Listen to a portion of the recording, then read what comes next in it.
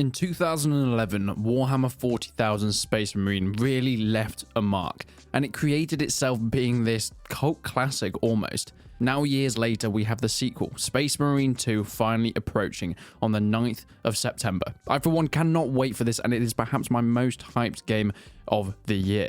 Developed by Saber Interactive, this new installment builds upon the predecessor with, well, plenty of exciting new features. And since we've got some more gameplay coming out of the multiplayer modes, the single player modes, and of course, the famed co-op that for the first time is coming to the series, I cannot wait to tell you guys everything you need to know about Warhammer 40,000 Space Marine 2.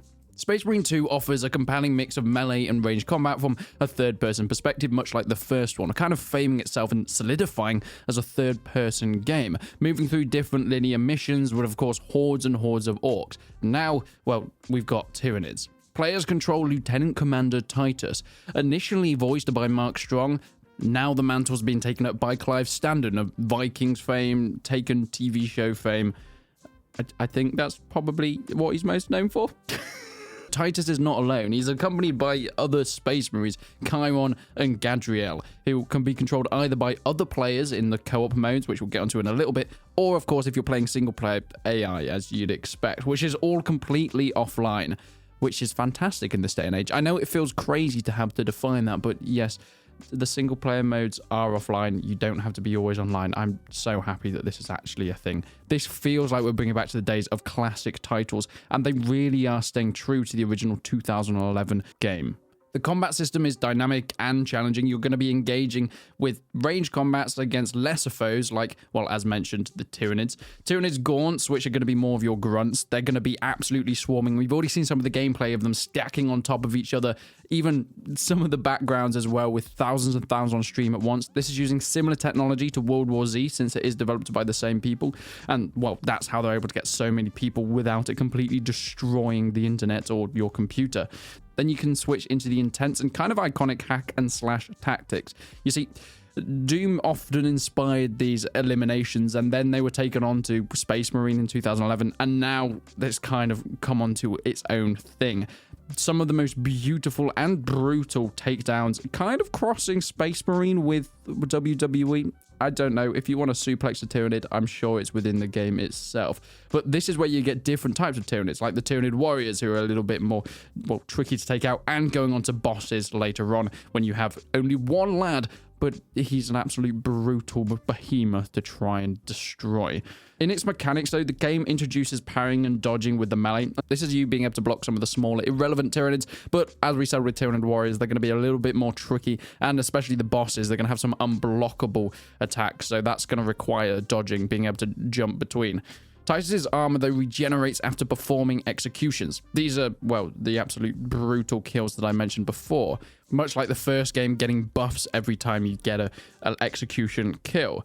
Now, once all your armor's taken down, it moves onto the health bar, and this can only be replenished through medkits. So you've got to make sure that you are fully aware of how many medkits you have and where to find them. If Titus's health bar fully depletes, he'll bleed out, and at that point, he'll either die or you can be revived by an AI, or if you're playing co-op, by another player. But what about game modes? The game features several modes to cater to different playstyles. The Operations mode is a co-op PvP experience where teams of up to 3 players can tackle various objectives through the campaign, including firefights or, as I mentioned before, boss encounters, and you're going to need some extra players for this kind of thing. Now, whilst it is available to up to 2 other players with you, you can do this solo, although you're not going to have access to the same co-op progression system, which is essentially getting better customization, better weapons, that sort of thing. For competitive players, though, there will be PvP. Now, the original game did actually have some multiplayer features, but it definitely wasn't the main center point. And it looks like with this second game, they're actually trying to really put something into competitive about it. I mean, the gameplay we've seen so far looks absolutely gorgeous and feels like a kind of arena shooter, much like Doom or Halo in its multiplayer, well, peak. Let's be honest, Halo 3, Halo Reach, it never got better than that. And this is what I'm getting when I see this Space Marine 2 footage. You've got Annihilation, which is your classic team deathmatch. Just kill people. That's it. Just kill people in the most inventive ways as possible, whether it's, jumping down and smashing on the ground or just using a gun and blowing someone's face off. Seize Ground is another game mode where teams capture and control 3 distinct points scattered across the map and capture and control. sounds a bit like the other one, but it's basically King of the Hill. At this point in time, the King of the Hill area constantly changes.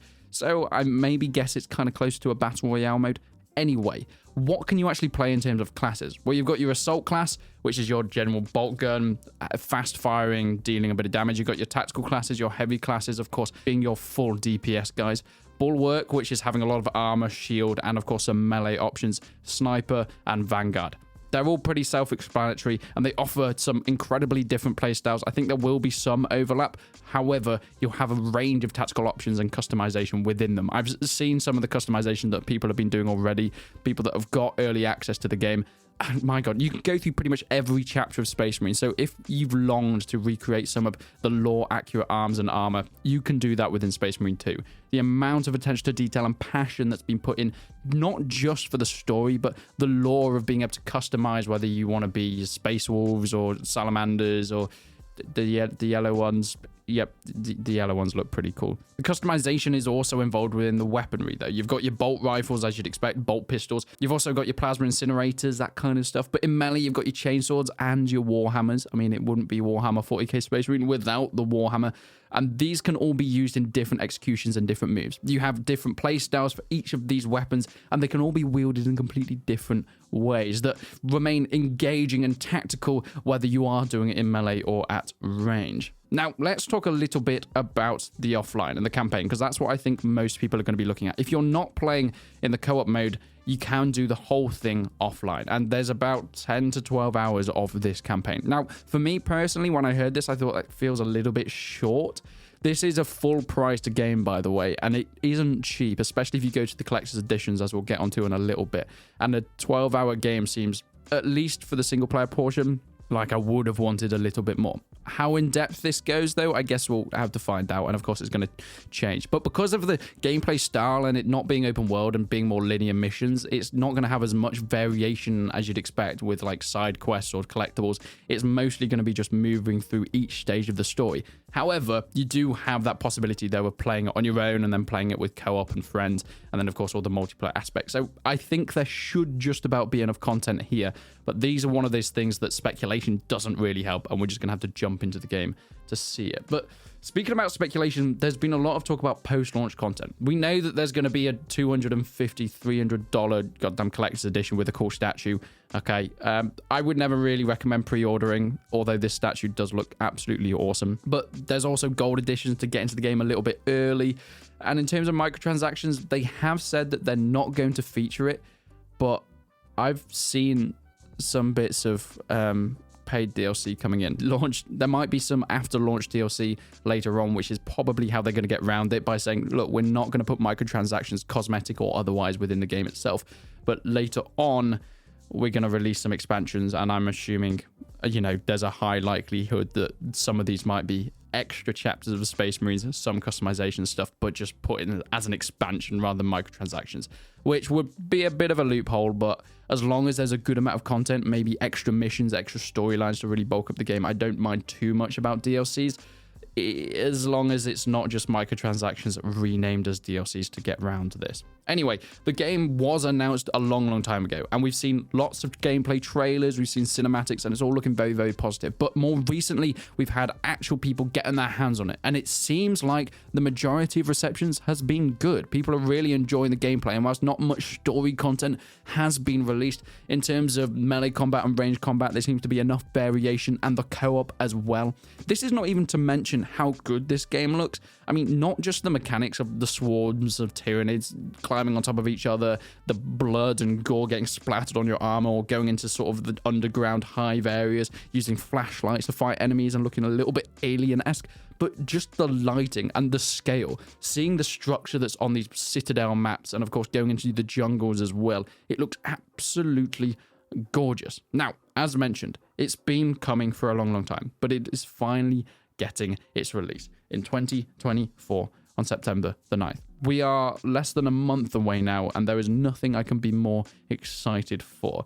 There's going to be a ton of new game modes, a good multiplayer option that I'm excited to see how advanced this goes and how much support they put into it, seeing if it can actually become a multiplayer game, which the first never really achieved. But I guess only time will tell. So if you want to know more about Space Marine 2 and of course complete tutorials on everything that we can get on launch, make sure you stick around the channel for more info. But until then, I will see you on the battlefield.